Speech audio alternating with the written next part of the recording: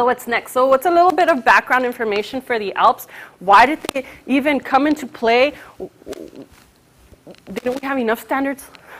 Didn't we have enough things we have to do? Now we need to do this? Well, the reason that they came into play was No Child Left Behind. Okay? So no Nickelby. So it requires 4 things from us. Okay? It requires that the state had to develop language proficiency standards. Okay?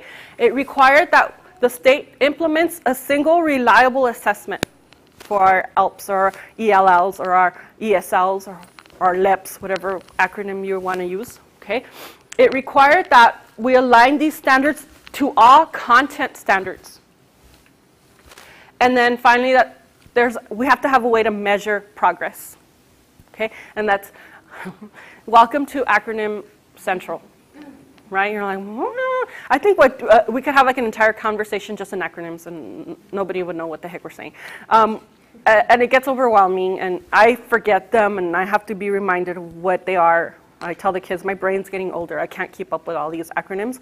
But we have this one, and this one's an important one because this is how we get assessed, how districts get assessed. Okay? So we have to hit that first one.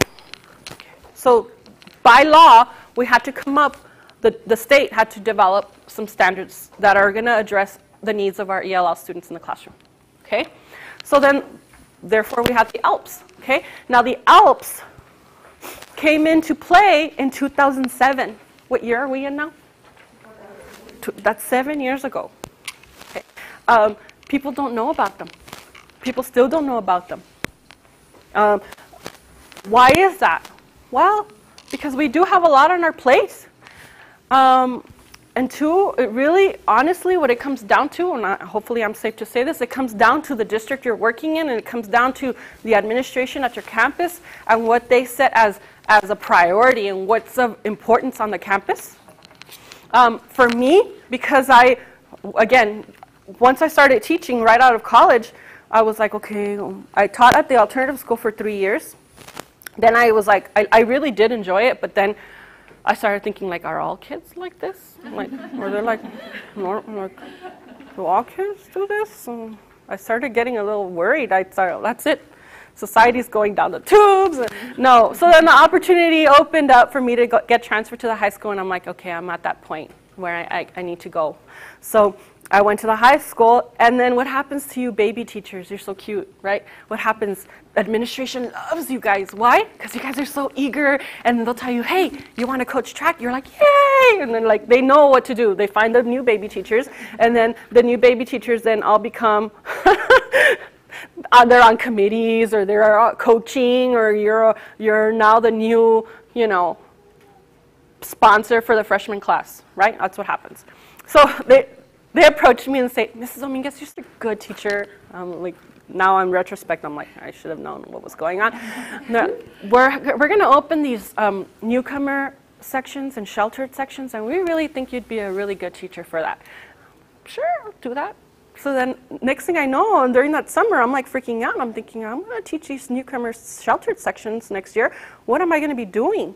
Like, what am I, they're going to be staring at me, and they're not going to know what I'm teaching them, and what do I do, right? So then, just by necessity, you have to learn what you have to learn to get yourself through that particular situation. So for me, I really threw myself into ESL.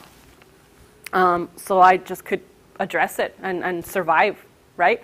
So that's 2007. It's a long time. So it really just comes down to whether they're holding you accountable to those and your passion for your kids, whether you really need to implement it and make the content accessible to them, okay?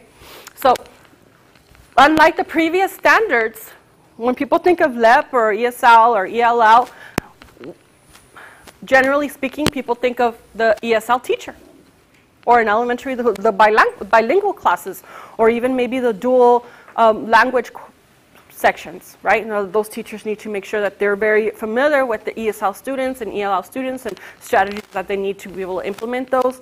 Well, that's no longer the case. the case is that as long as you have an ELL kid in your classroom, you have to implement the ELPS in all content areas. So a lot of the things is like, well, I'm a science teacher. I'm not an ESL teacher. I'm not a reading teacher. Well, I am. As much as I maybe, yes, I love science, I'm a reading teacher. Because if they can't read the content and I can't make that accessible to them, then I'm not teaching them bio, right? So I need to be able to get them to that level. So each subject of the required curriculum is required to implement the ELPS, even if you only have one ELL student in your class. So most people aren't familiar with that. Okay, so GT teachers, you could have an ELL kid who's GT. You have to implement the ELPS. Okay, so it's important.